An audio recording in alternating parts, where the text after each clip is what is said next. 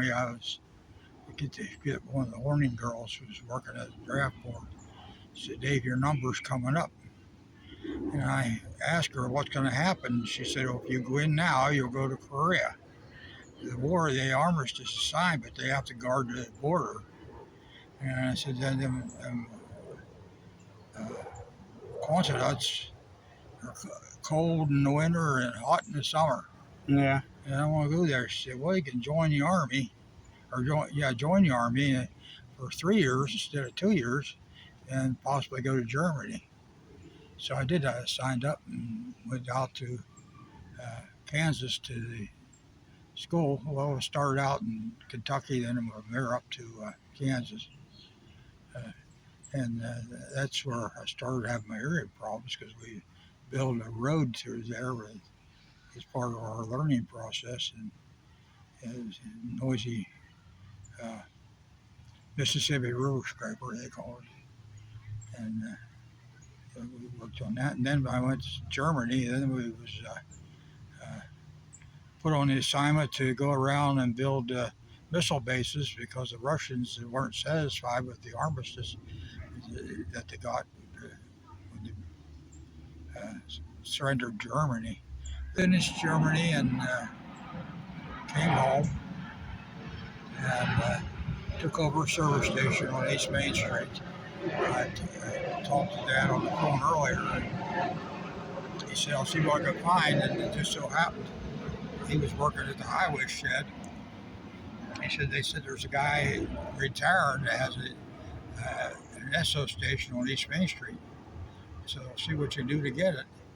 And he called him and called Esso and said, "We want to talk to him as soon as he gets here." So we did, and I had to put some money I had saved up. I had to buy the inventory and borrow a little bit off the bank, and Dad signed my note. So I got that. Went along pretty good for a couple of years, and then I started working in state police cars.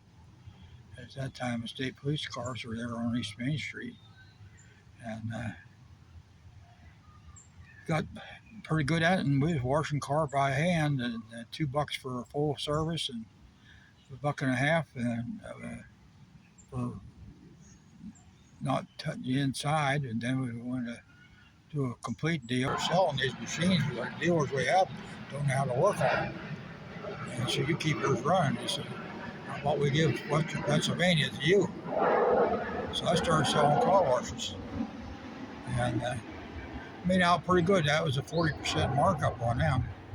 And sometimes I give the guy a discount if he's a little short on money, and to keep him going. But Rockwood Bank, by the name of George Hay down there, was my loan officer, and he backed me up all the way for years.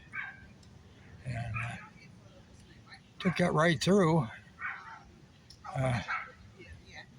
Met a girl, and she was a pal. I married her. Dad was Dutch pal.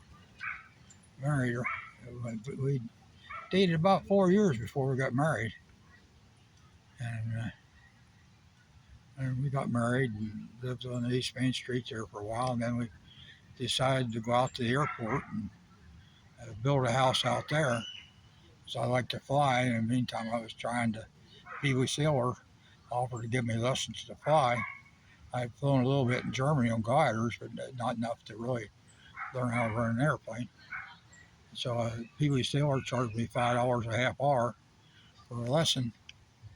And 2 trips around, he jumped out and said, "You're doing better than I am." He said, "You run it."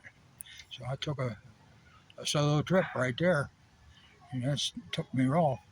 Last born of 3 to her, and we stuck that out. And somewhere along the line, I got involved in politics.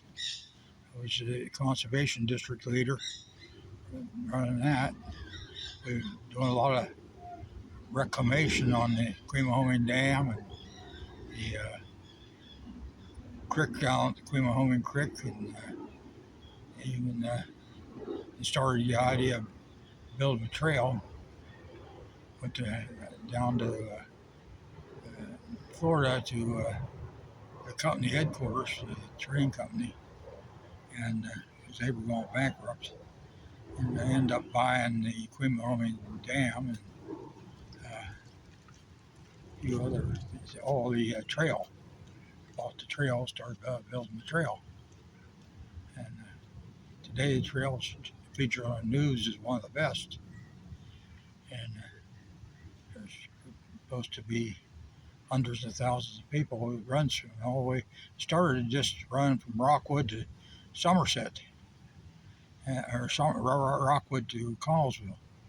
And they got that done, and they wanted more, and then they said, well, we'll take it to Marysdale, and took it to Marysdale, and then they took it to the Maryland line, and pretty soon we were in Cumberland. And the next deal, the guy I met with the governor of Maryland, and he said, we'd like to have that thing go into Washington. He said, you get to Maryland, to us. He said, we'll take it from there, hook it up to Washington, which they did. And that kept on going. Meanwhile, Judy passed away. And what do you remember about the Quemahoning?